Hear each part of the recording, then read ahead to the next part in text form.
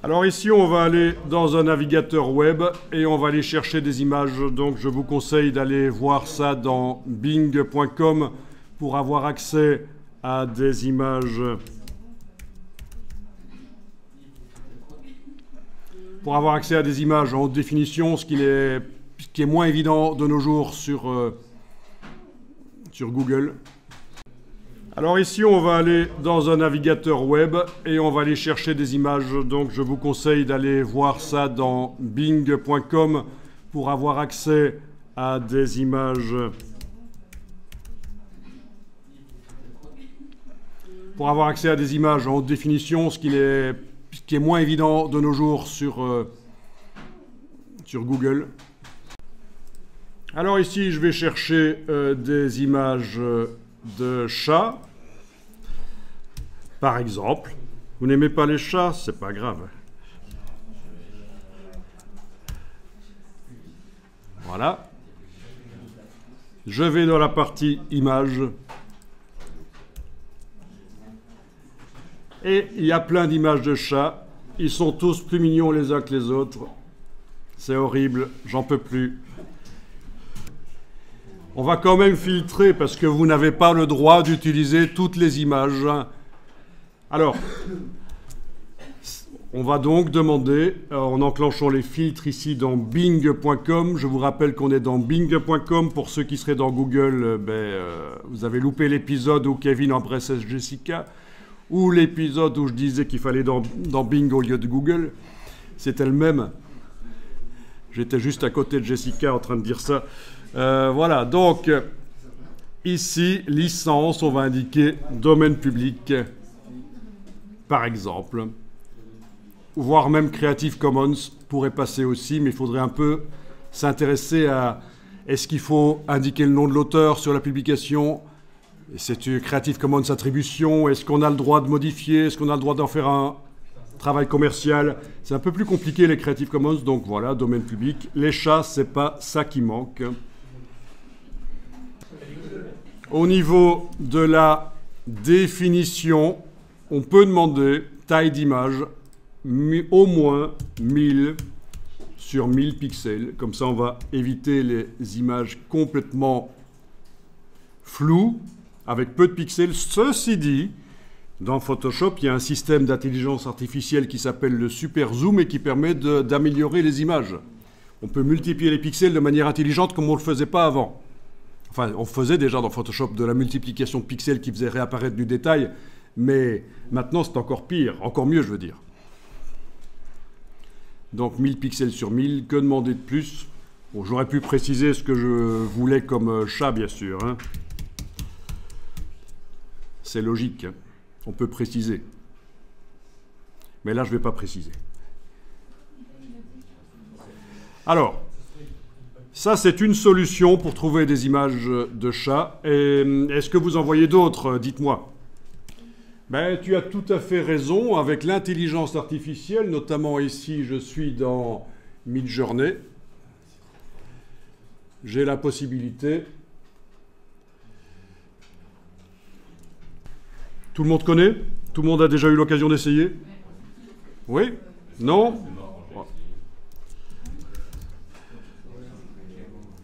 Voilà, il suffit d'indiquer ce qu'on veut. Je vais indiquer juste 4, mais c'est ridicule de juste mettre ça. Mais enfin, voilà, il calcule et il fait des fausses images qui n'ont jamais existé, en fait.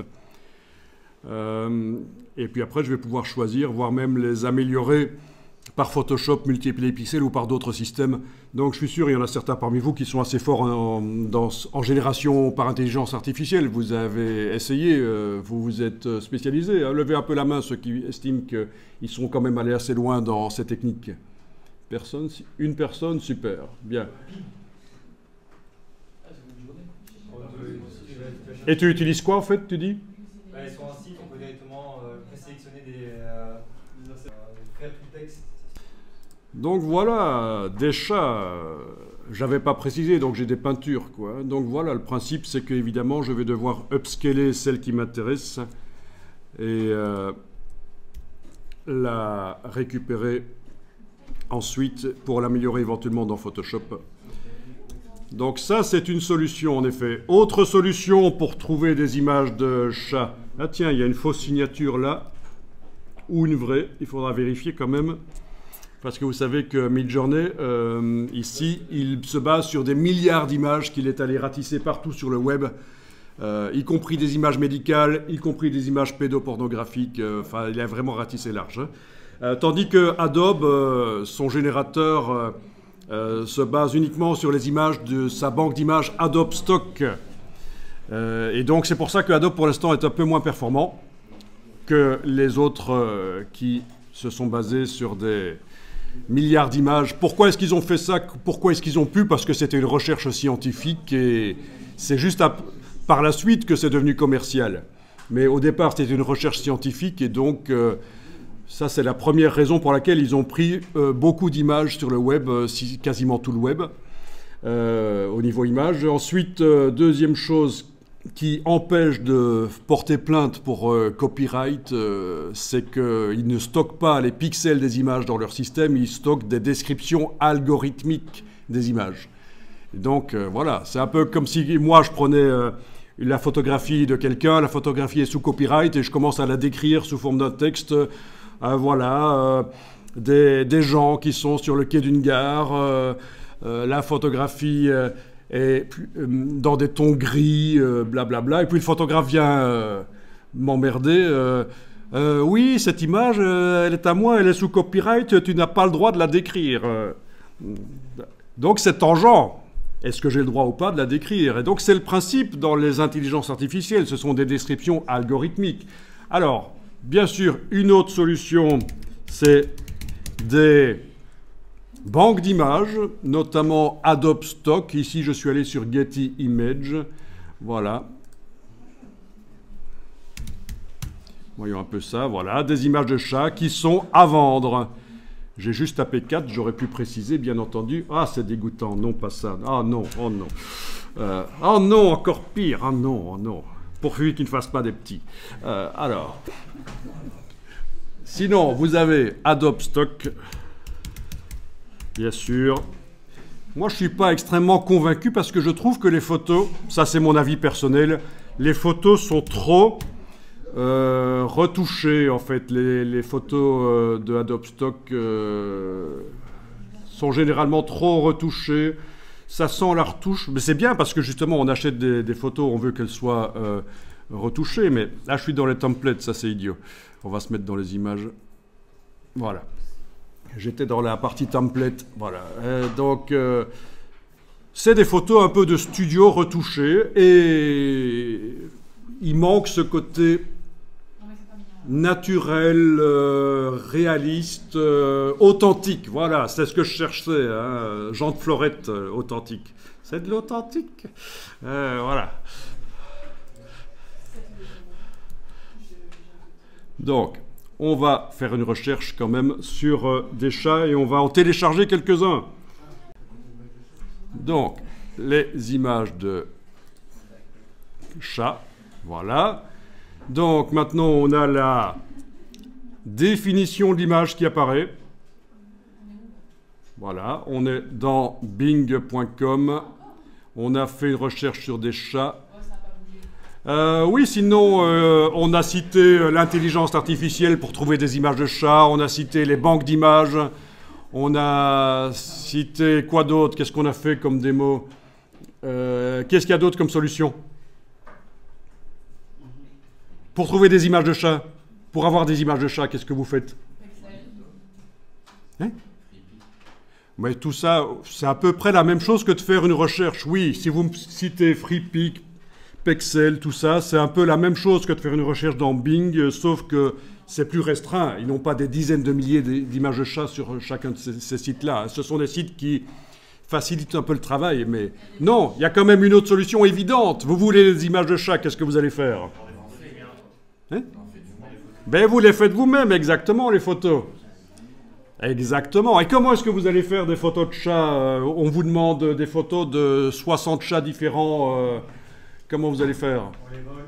Vous les volez et puis vous les relâchez dans la nature. À peu près là où vous les avez pris à 50 km près? Non. Sérieusement, vous n'avez pas une idée? Eh bien, il y a des expositions de chats. Figurez-vous que dans les expositions de chiens, de chats, des événements avec des chevaux, tout ça, il n'y a pas que des gens qui s'intéressent aux animaux, il y a aussi des photographes qui sont en train de accumuler des images. Voilà.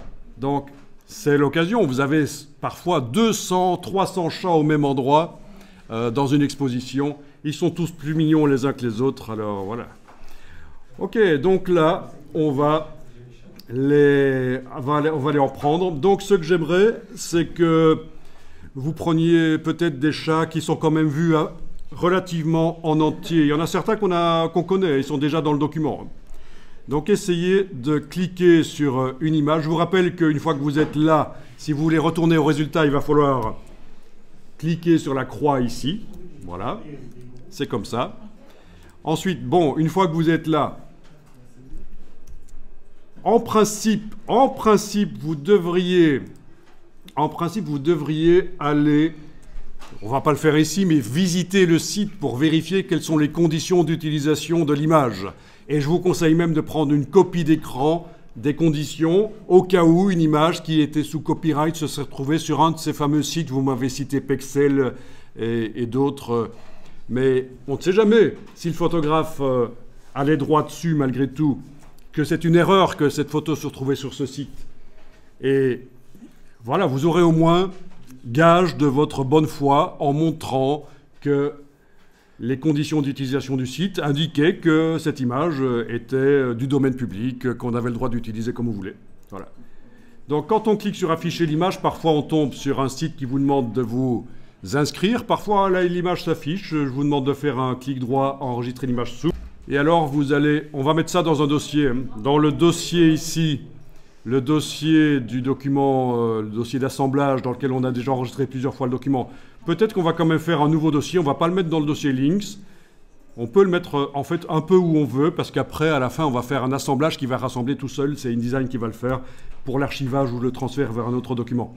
Mais donc dans le dossier, moi je vous conseillerais dans le dossier d'assemblage dans lequel on a commencé à travailler, vous allez indiquer que vous avez des photos de chat par exemple. Voilà, c'est du JPEG, ce sera toujours un format web. Donc, le JPEG, c'est un format final, normalement. Ce n'est pas un format de travail, parce qu'il y a de la compression dedans.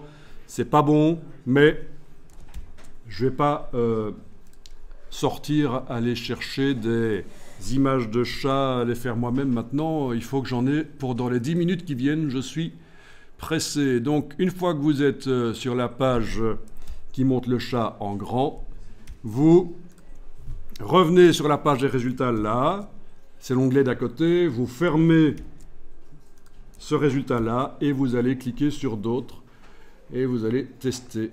Je vous en demande, on va dire qu'il en faudrait une dizaine. Mais pas ensemble, hein, des photos différentes.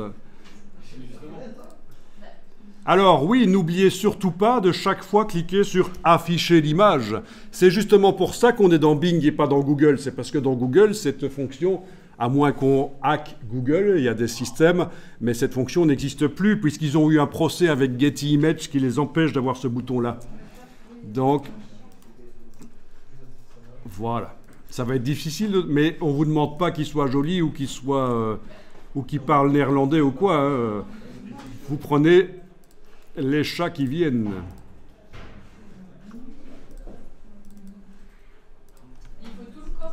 Il vaut mieux qu'il y ait quand même une majorité du corps qui soit visible, parce qu'après on va faire du recadrage, et évidemment faire du recadrage sur une tête de chat c'est difficile. À part ne montrer que l'œil ou que le nez, ça va être un peu pénible. Et donc c'est là qu'il faut apprendre à aller vite pour trouver les images. Si vous êtes du genre à être perfectionniste et à vouloir trouver la meilleure image, bonne chance. Hein. C'est quelque chose qu'il faut arrêter tout de suite d'être perfectionniste.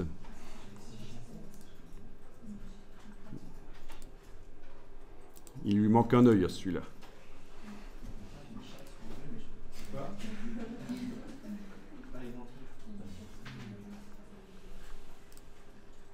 Ah oui, et alors évitez les chats sur fond blanc. Il vaut mieux qu'ils soient en décor, c'est mieux. Dans leur décor. C'est grave si leur corps est un peu flou. Le corps est flou. Le corps est flou. On arrive quand même à compter les poils. Non? Mais non, ça va si le corps est flou. Hein. Ah!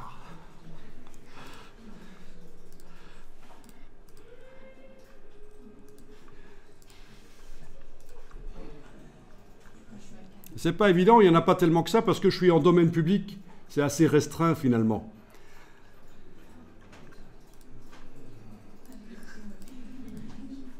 Alors, une solution, c'est aussi de faire une recherche avec des mots en français. Ça peut aider aussi, on peut tomber sur des résultats différents. Hein. Ou en allemand ou en suédois. Voilà. Même si je suis resté dans le domaine public, le simple fait d'avoir indiqué autre chose, j'ai mis chat en français, j'ai des résultats différents. Voilà, voilà.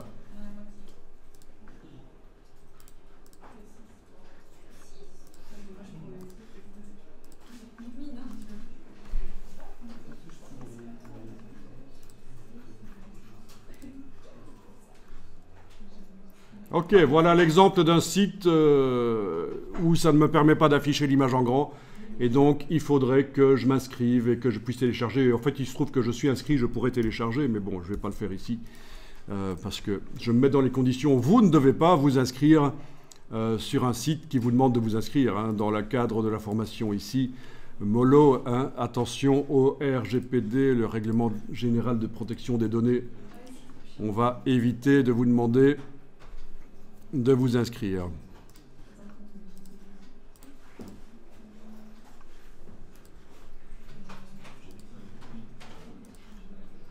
Bon.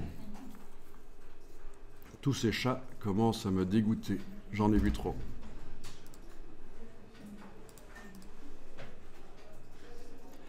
Ok, là j'en ai plus que 10. De toute façon, c'est bon.